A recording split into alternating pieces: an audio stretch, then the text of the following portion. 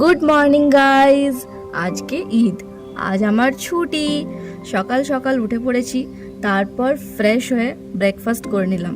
আজকে ব্রেকফাস্টেই ছিল পরোটা আর আলু পটলের সবজি। আজকে ছুটির দিন যেহেতু, তাই আজকে সব কাচাকাচি করতে হবে। তাই পুরনো বেডশিটটা চেঞ্জ করে একটা ভালো নতুন বেডশিট পেতে নিলাম।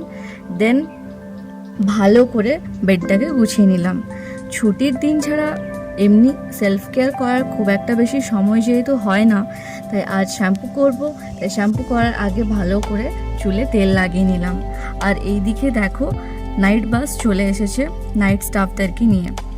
স্নান করার আগে গুড ভাইবসের এই উপটেনটা ভালো করে অ্যাপ্লাই করে নিলাম।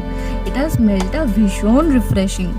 উপটেনটা লাগিয়ে আয়নার সামনে নিজের হলুদ মুখটাকে দেখে একটু ঢং করছিলাম। স্নান করে চুল শুকিয়ে আমি তো একদম রেডি।